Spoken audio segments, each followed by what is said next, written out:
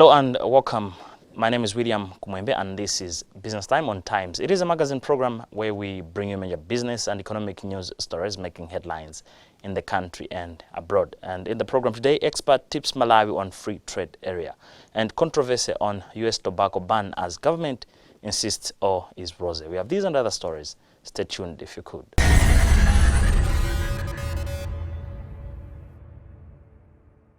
Hello and welcome. In our main story in the program today, an expert in international trade relations has tipped Malawi to harmonize tariffs and tariff offers under the various regional trade agreements to benefit from the participation. Currently, Malawi is negotiating the tripartite free trade area agreement, the African Continental Free Trade Area and the Economic Partnership Agreement. Moses Tereka, director at the independent consultant firm Trade and Development Studies Center, emphasized on the need for the country to push for harmonized and simpler rules of origin in the agreement. Tereka explains in this interview. Currently, Malawi is trading with 34 countries in Africa out of the 55 countries. We are trading with 34 countries, which means we don't trade with another 21 countries. Now, the scope is we would like Malawi to diversify its exports and cover the whole of African region. We also discovered that Malawi is not, there are some African countries that are importing goods from outside Africa, goods that Malawi is producing. So really, I think there's need to diversify the markets as well as the products that are being exported to Africa.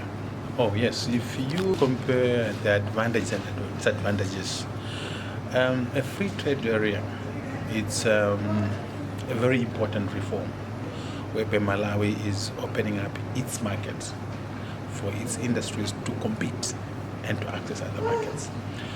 Well, in the free trade area, the opening up is reciprocal.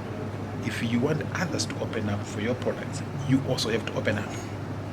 That's the whole idea. You cannot expect them to open up for you whilst your market is closed. So the advantage is when you open up, you have a bigger market. If you are a company, you are no longer selling to the Malawian alone. You are selling to the whole of Africa. So you can expand production, you can boost trade. That's the big advantage. Malawi is only about 18 million people, and of those 18 million people, their disposable income is low. But so if you're going to really develop, you need bigger group. In Africa, we are 1.2 billion people. So in other words, that's a big opportunity for Malawian companies. Instead of selling only in Malawi, you can sell to the whole of Africa. That's a big advantage. That's a big advantage. But as you open up, government will lose revenue. The government is saying they won't be collecting duties from products coming from Africa. That's what they'll lose. But look what the country will gain. We'll gain the whole market in Africa. That's the big advantage. Malawi is already part of the CFTA, African Continental Free Trade Area. And it's something that you need to really to plan, because you will be seeing, we're saying Malawi is an African country. You need to sell more to Africa. So you need right now to strategize and see which markets and products you need to sell to Africa. And there are more advantages in selling to Africa because the standards in Africa are the same.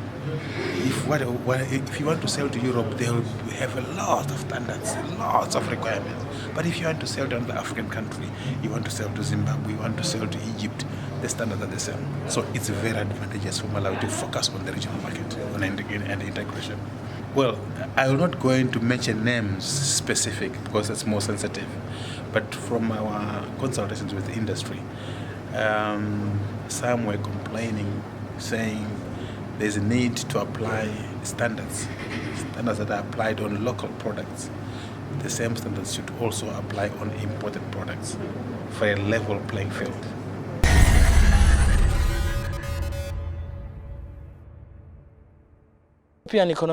European Union Economic, Trade and Governance Section Team Leader Jose Maria Medina Navarro adds that in any negotiations, there are winners and losers. First of all, the point of trade negotiations, trade policy is that there are always winners and losers.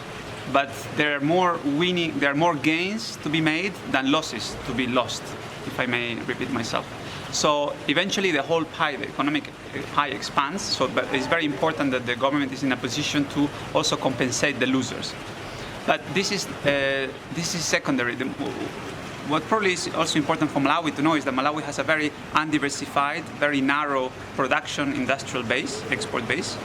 And the agreements always have some escape clauses. For instance, Malawi, you will hear today, Malawi will have to liberalize 90% of tariff lines, but many of the tariff lines Malawi doesn't produce or doesn't export.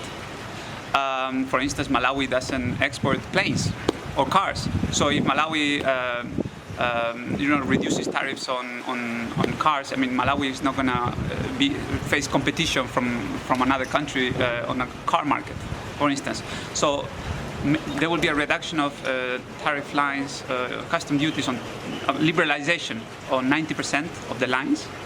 7% will have a temporary time for adaptation, for liberalization, and there will be a minimum amount of very sensitive tariff lines that Malawi can protect itself from ad infinitum. So it's very important that Malawi is able to set the policies straight in order to make the best of the opportunities available, but also to protect its national industry. So the agreement already allows, foresees that possibility. I cannot comment on energy and the energy sector. This is a very particular sector in which the EU is not doing, is doing some, because we have signed the interconnector. But I would leave this to the experts. Definitely Malawi is making efforts into improving the business environment. I mean, it has improved the ranking in the World Bank survey. I think last year ago it was around 10 posts. I don't know, 10 positions. I don't know about this year. So they're making efforts. But the thing is, Malawi doesn't need just to improve the business environment. You can have a business environment and still not attract investment. You need to be regionally integrated. You need to have a reason for companies to set up shop here. If you set up shop here and then it's difficult for you to export your revenue or to move your profits, etc., then even if the business environment is very good, companies will not come. So the purchasing power of Malawi is very reduced. So companies would probably not come here only to sell in Malawi. They might want to trade across borders and sell across borders and make profits within the region. That's why regional integration is so crucial, in particular if you're a small country with an undiversified economy. South Africa, for instance, is an industrialized, very diversified economy, and as a result, investors might move into South Africa just to benefit from the South African market. This will not happen in Malawi unless Malawi grows for the decades to come. So Malawi will benefit a lot from regional integration.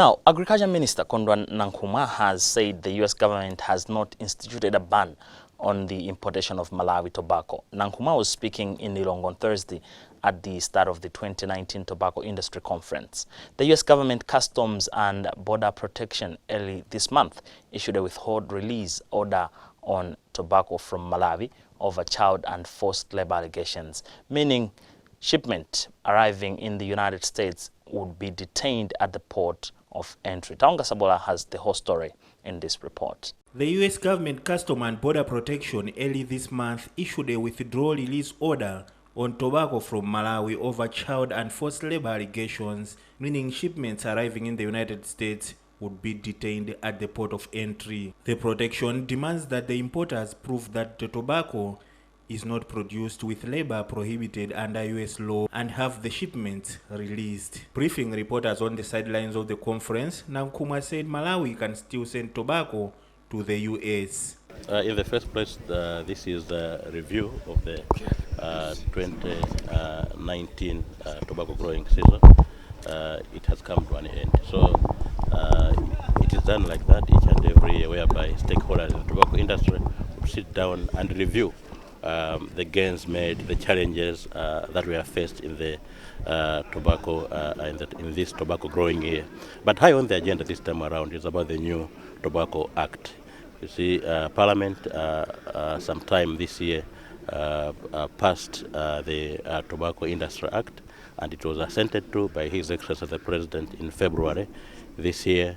And it is very important that the Tobacco Commission and all the stakeholders need to be taken through of what is in the bill, or what is in the act, so that they also take the message home to other equally important farmers who are on the ground in as far as the tobacco industry is concerned. So we are looking at that sensitization, and we believe that by the time we start planting for the new season, the 2019-2020 season, I think each and every stakeholder in the tobacco industry will become abreast of what are the contents of the act.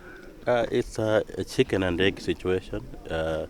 You see, they are talking of forced labor and child labor in the tobacco industry. But what we are saying is 80% of Malawi's tobacco is grown under the IPS system, which is free from child or forced labor. And we are only grappling with the 20% of it all. And within the 20%, there is also some kind of compliance. So we are discussing the matter. We are looking at the matter. Like at some point last week, there was a meeting. We called for a meeting with some stakeholders in the tobacco industry, including the American government. His Excellency American ambassador was there, and we shared the concerns. We compared notes, and again, we're also meeting in the next few days, so that at the end of that, after comparing notes, after studying each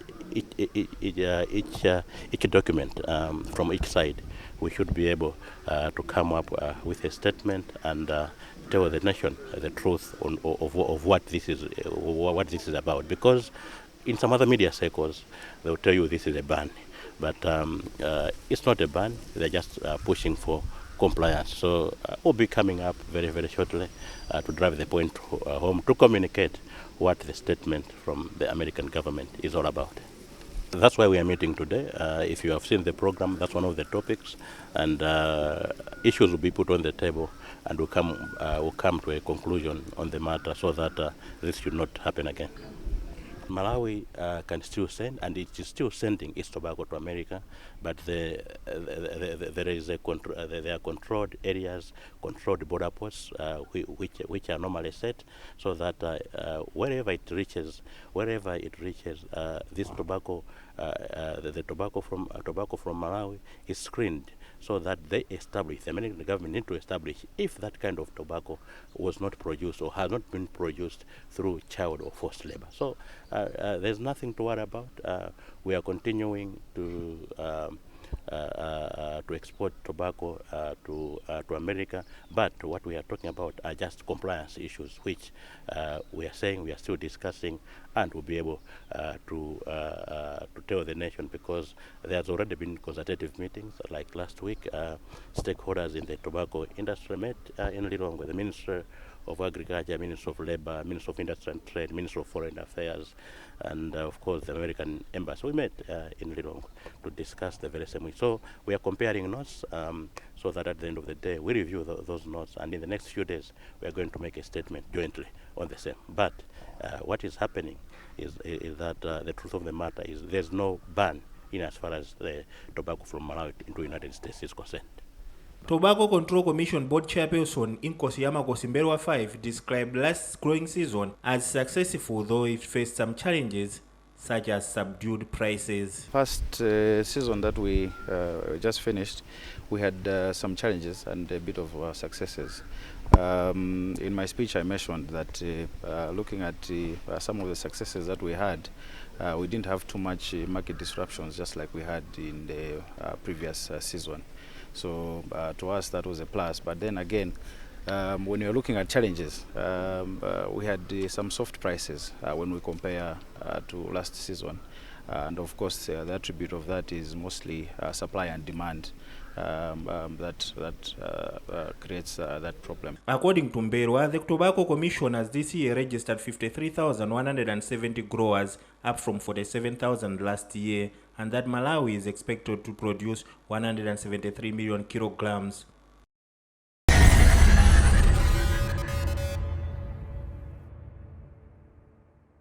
Representatives of Mzuzu Coffee are keeping their fingers crossed for better rains in coffee growing season to increase production in the coming season to supply better their new markets. This follows revelations that the company was able to penetrate Russia with 4 tons of coffee this year. Chimwemwe Mangazi has the whole story in this report. In an interview, Mzuzu Coffee Chief Executive Officer Bernard Kaunda said trends in climate change have not spared the coffee industry and are heavily impacting on the company's plans to increase its export markets. He further said they expect production to remain the same or grow marginally, as currently farmers are failing to access inputs due to reduced buying power. I think in terms of climate change, we're still having some challenges, and the challenges is originating from a number of factors. The first one is actually the distribution of the rains in the coffee growing areas, and also the other challenge is actually the total rainfall, the average rainfall that we receive in the coffee growing areas. They're not very conducive to coffee. They're getting much lower and lower. At the same time, we also have a challenge in terms of the issues of the technology's uptake to do the adaptation process in terms of how to mitigate the situation of the climate change. The production definitely may remain the same or may increase depending on how the rainfall and the rainfall pattern will be. But the challenge now would be the input situation, which as of now, not many farmers can access the inputs. And also the challenge that emanated from the fall in the prices on the international market. That posed quite another challenge, and because of that, we are looking at issues from an expectation that either they may go positive or they may not go positive. In terms of some new markets, we are there because we have new entrants who have come in, and one key thing is regardless that it's not that much that has been taken, but we have for the first time exported to Russia. It's very small quantities, but normally that's the beginning of it all. It's just about 3-4 tons. Currently, Mzuzu Coffee has markets in parts of Europe, Asia, United States, and some regional markets in Africa. Coffee is one of Malawi's cash crops. A recent study showed that Malawi exports 1,000 metric tons of coffee a year, which is grown on 1,500 hectares of land, earning the country around $3 million.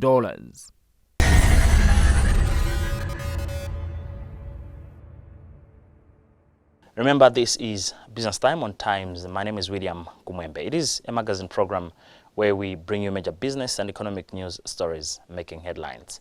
We'll be right back.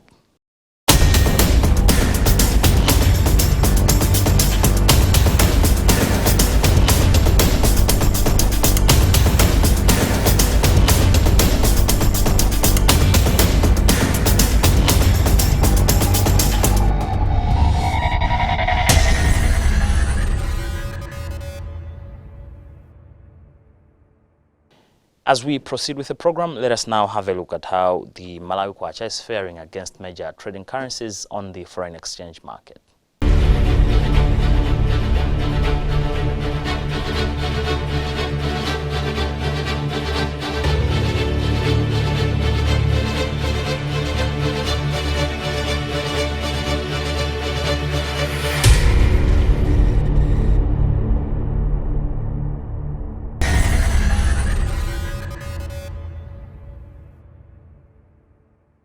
Welcome back. In other business news stories, in a quest to enhance its money exchange business, FDH Money Bureau has launched a promotion dubbed Kupakula Makwacha. To hear more, here's Chimwemwe Mangazi, who caught up with officials from the Bureau. Speaking during the launch of the promotion, FDH Bureau General Manager Daniel Pinto Kamula said the aim is to reward customers that cash out money received through Western Union, Mukuru, Hello Paisa or MoneyGram at FDH Money Bureau or FDH Bank Service Centers. He said all customers that withdraw over 100,000 kwacha received through The other platforms at any FDH Money Bureau or bank service centers automatically qualify to enter the draw. So we have launched a promotion because over the last year we've been dealing with lots of customers. A lot of customers have put their faith in FDH Money Bureau and FDH as a whole. So we want to excite our customers. So we have a promo. Basically, we'll be giving out 100,000 to 10 customers every fortnight. So in total, we're going to give out 3 million. All the other customers need to do is just going to any of our FDH Money Bureau outlets or FDH Bank outlets and then collect money from Western Union, MoneyGram, Hello Paisa and Mukuru.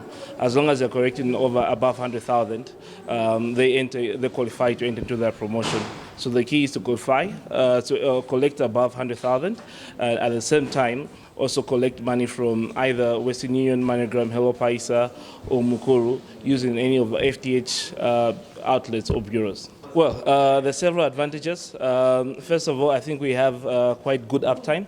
So every time a customer enters into our bureau, they are assured that they'll actually cash out. They'll not have to be sent back. And we also make sure that our outlets are actually well stocked with cash. So you will not have to be sent back because there's no cash or somebody has to withdraw cash from a certain place. So we always have good uptime. We also have cash in outlets. So that gives the customers convenience and actual reliability. You're more certain that you will actually collect the money that was sent to you from abroad by actually visiting any of our bureaus or our bank outlets. So the promotion will run from today until the 2nd of January 2020. And then there'll be 3-week fortnight draws. The promotion will run from 21 November to 2 January 2020. And during the period, there will be a total of 3 fortnight draws that will see 10 lucky customers walk away with 100,000 kwacha in each draw.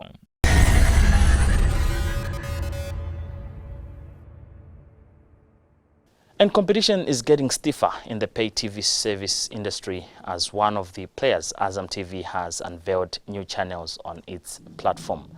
We spoke to Richard Chereko, Azam TV commercial manager. Azam TV has presence in all sub-Saharan countries, but it opened its doors in Malawi in 2015. Now we are offering 3 bouquets: Azam Play, Azam Plus, and Azam Pure. One of the unique features of Azam TV that it has got so many channels which you can watch at very high quality pictures. Azam Pure is very affordable at only 1,980 kwacha. You are watching over 60 channels. This includes kids channels, current affairs, including Broombed, which executives like. When you are talking of movies and series, regional news, as well as Bollywood blockbuster movies. You can find them, you can catch them live on Azam Pure. Since Azam TV started in Malawi in 2015, we have been consistent with our prices. We have never adjusted the prices. Up to now, we haven't adjusted. And as I said, you can even enjoy family entertainment on Azam TV with as low as 1,980 kwacha. Why? Because Azam TV has got a long-term perspective and would not want Malawians to pay more for their family entertainment on pay TV.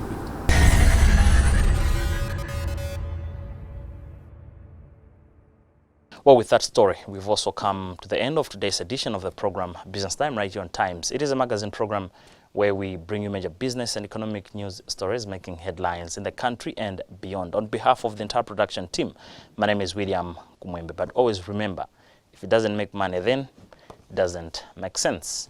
Goodbye for now.